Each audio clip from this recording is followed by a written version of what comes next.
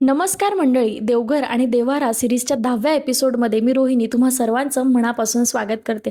मागच्या एपिसोडमध्ये आपण पाहिलं की महादेव हे साक्षात वैराग्याचं प्रतीक आहेत. पण जगात फक्त वैराग्य असेल तर कसं चालेल?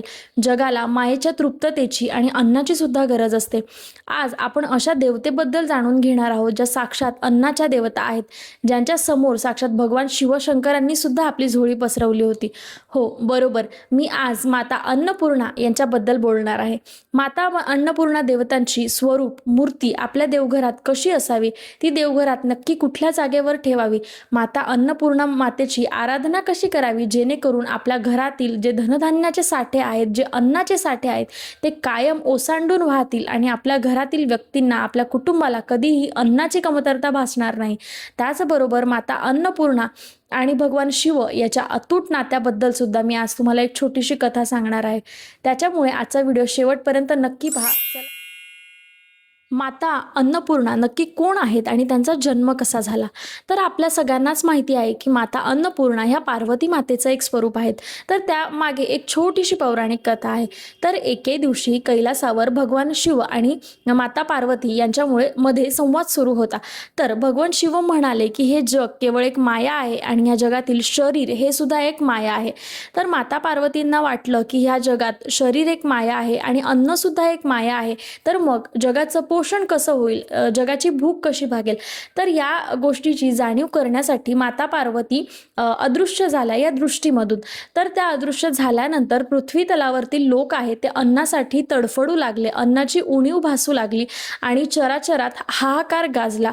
भुकेने लोक भक्त व्याकुळ होत होते, तहानलेल्यांना पाणी नव्हतं. तर असं सगळं घडलं. तर तेव्हा कळलं की अन्नाची गरज ही पृथ्वीसाठी तितकीच महत्त्वाची आहे जितकं या पृथ्वीवर शरीर आणि देह महत्त्वाचा आहे. तर त्यामुळे माता पार्वतींनी काशीमध्ये माता अन्नपूर्णा म्हणून पुन्हा एकदा पृथ्वी तलावरती जन्म घेतला आणि तिथेच भगवान शिवशंकरांनी भिकारी या अवतारामध्ये माता अन्नपूर्णांसमोर आपली झोळी पसरवली आणि त्यांच्याकडून दान मागितलं. माता अन्नपूर्णांनी त्यांना आशीर्वाद दिला, त्यांची झोळी भरली आणि पृथ्वी तलावरची सगळ्या जीवजंतूंची जी भूक होती ती त्या दिवशी पूर्ण झाली, भागली. म्हणून माता अन्नपूर्णांना ब्रह्मांडाची माता असं सुद्धा म्हटलं जातं, कारण की माता अन्नपूर्णामुळेच या पृथ्वी तलावरतील जितके जीवजंतू आहेत ते जगू शकतात. आपण पाहिलं की माता अन्नपूर्णांचं स्वरूप या जगात असणं किती महत्त्वाचं आहे. माता पार्वतींनी कार्यरत असणं आणि या सृष्टीत राहणं किती महत्त्वाचं आहे. त्याचप्रमाणे आपल्या देवघरात माता अन्नपूर्णांची मूर्ती असेल तर आपल्या घरात कधीही अन्नाची कमतरता आपल्याला भासणार नाही. आता अन्नपूर्णा मातांची मूर्ती जर आपल्याला देवघरात स्थापन करायची असेल तर कुठल्या कुठल्या नियमांचं आपल्याला पालन करायचं आहे आणि मूर्तीचं स्वरूप कसं असावं ते आता आपण पाहूया. तर सगळ्यात पहिली आणि महत्त्वाची गोष्ट, भगवान शंकरांच्या पिंडीप्रमाणेच माता अन्नपूर्णांची जी मूर्ती आहे ती सुद्धा अंगठ्यापेक्षा मोठी नसावी. मूर्ती घेताना ती शक्यतो भरीव आणि धातूची असावी, जसं की पितळेची, पंचधातूची किंवा चांदीची सुद्धा तुम्ही घेऊ शकता. तर शक्यतो मूर्ती ही धातूपासूनच बनलेली असावी, कुठलीही मार्बल किंवा प्लास्टिक अशा प्रकारच्या ज्या शोभेच्या मूर्ती असतात त्या अजिबात असू नये. तिसरी महत्त्वाची गोष्ट, माता अन्नपूर्णांची मूर्ती निवडताना माता अन्नपूर्णांच्या एका हातामध्ये चमचा असावा आणि तो चमचा वाढत्या स्वरूपात असावा, म्हणजे जेणेकरून माता अन्नपूर्णांचा जो वर्षाव आहे प्रसाद स्वरूपी आपल्या कुटुंबामध्ये, आपल्या धनधान्यांमध्ये राहील आणि ज्याच्यामुळे आपल्या घरात कधीही अन्नाची कमतरता भासत नाही. तर अन्नपूर्णा मातेचं स्वरूप जे आहे ते अशा पद्धतीने असावं. माता अन्नपूर्णा यांच्या मूर्तीची स्थापना आणि मांडणी कशी करावी? बऱ्याच जणांचा प्रश्न असतो की ताई, माता अन्नपूर्णांची जी मूर्ती आहे ती देवघरात ठेवायची की स्वयंपाकघरात ठेवायची? तर दोन्हीही ठिकाणी चालेल. जर आपण अन्नपूर्णा मातांची मूर्ती ही देवघरात ठेवत असू तर ती शंकर भगवानांच्या शेजारी असावी किंवा त्यांच्या उजव्या बाजूला असावी, कारण माता अन्नपूर्णा ह्या पार्वती मातांचं स्वरूप आहेत. तर उमा महेश्वर म्हणजे भगवान शंकरांची आराधना ही पार्वती मातांच्या आराधनेशिवाय अपूर्ण आहे. तसंच माता पार्वतींची आराधना ही भगवान शिवशंकरांच्या आराधनेशिवाय अपूर्ण आहे. त्याच्यामुळे त्यांचं जे स्वरूप आहे, त्यांची जी मांडणी आहे ती भगवान शंकरांच्या अगदी शेजारी असावी.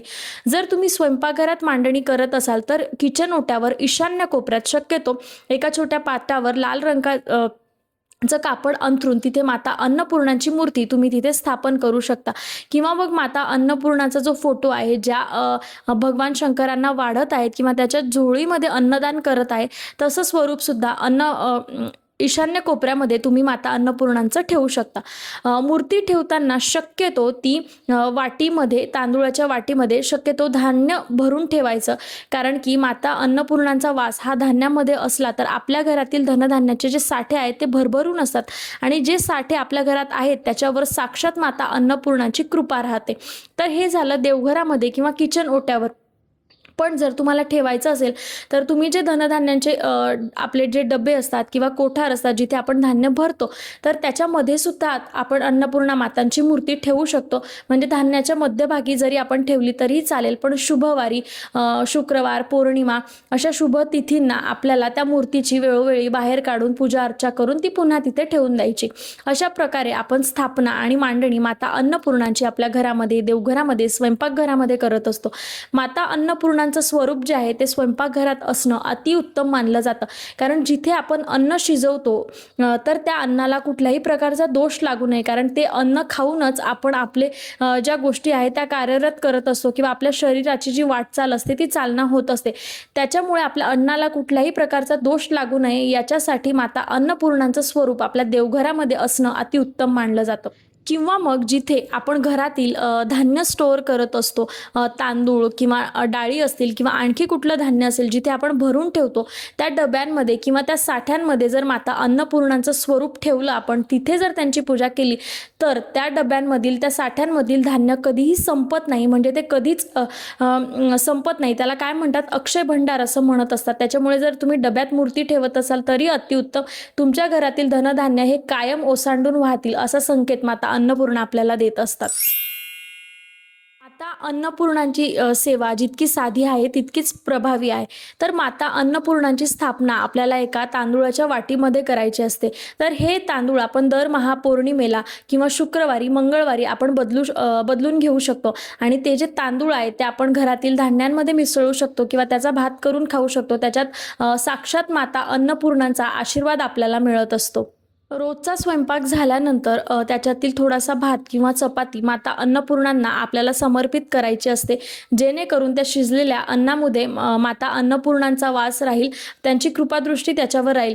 आणि सगळ्यात महत्त्वाची गोष्ट, माता अन्नपूर्णांचा वास हा आपल्या स्वयंपाकघरात असतो, त्याच्यामुळे आपलं स्वयंपाकघर हे नेहमी आपल्याला स्वच्छ ठेवायचं असतं। तिथे खरकटी भांडी किंवा अजून जर काही कचरा असेल, धूळ, अशा गोष्टी साचता कामा नये, कारण अशा गोष्टी माता अन्नपूर्णांना अजिबात प्रिय नसतात। तर जिथे स्वच्छता असते तिथे माता अन्नपूर्णांचा साक्षात वास असतो। आर्थिक चणचणीसाठी आणि अन्नाच्या बरकतेसाठी मी तुम्हाला एक छोटासा उपाय आजच्या व्हिडिओमध्ये सांगत आहे। तर पौर्णिमेला किंवा अन्नपूर्णा जयंतीच्या दिवशी, म्हणजे डिसेंबर महिन्यामध्ये जी दत्तपौर्णिमा येते, त्या दत्तपौर्णिमेला आपण अन्नपूर्णा जयंती म्हणून साजरी करत असतो।